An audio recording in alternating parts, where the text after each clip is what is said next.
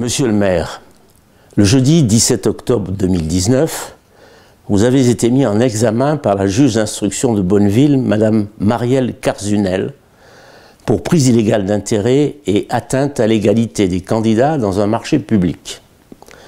Ces délits se seraient produits lors de l'attribution de la délégation de service public à la Compagnie du Mont-Blanc.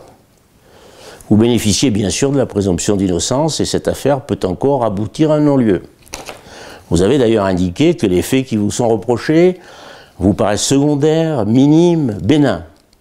S'agissant du délit de prise illégale d'intérêt, vous possédiez en effet 18 actions de la CMB, soit 0,02% du capital de la société.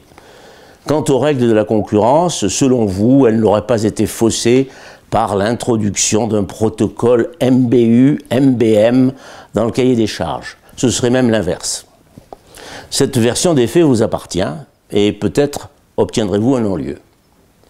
Mais je note que s'agissant du premier chef d'accusation, vous n'étiez pas le seul élu de la commune à posséder des actions à la CMB.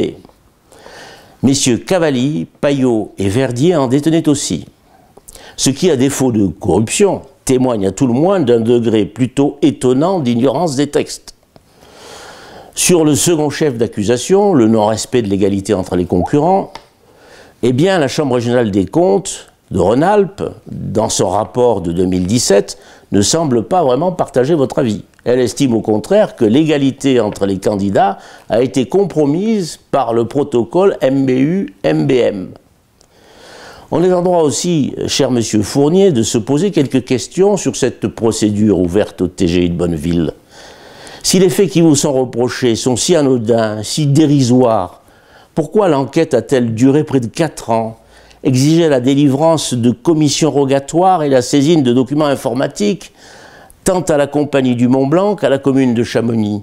Et pourquoi une juge d'instruction a-t-elle été désignée alors que le recours à ce type de magistrat est rarissime en matière correctionnelle? Tout cela, monsieur le maire, pour vous expliquer qu'en dépit de votre présomption d'innocence, on est bien obligé de constater que vos chances d'être renvoyé devant le tribunal correctionnel et de subir une condamnation sont au moins aussi importantes que celles de bénéficier d'une relaxe. Cela n'aurait aucune importance pour les Chamoniards si vous aviez décidé de renoncer à vous présenter en 2020 après votre mise en examen d'octobre 2019. Mais tel ne fut pas le cas. Alors les habitants de la ville de Chamonix, ainsi que ceux de la communauté de communes, sont en droit de savoir, monsieur le maire, quelle sera votre attitude si d'aventure vous êtes réélu et si au cours du prochain mandat, le tribunal retient votre culpabilité. Vous maintiendrez-vous, comme on dit, droit dans vos bottes ou déciderez-vous de démissionner ?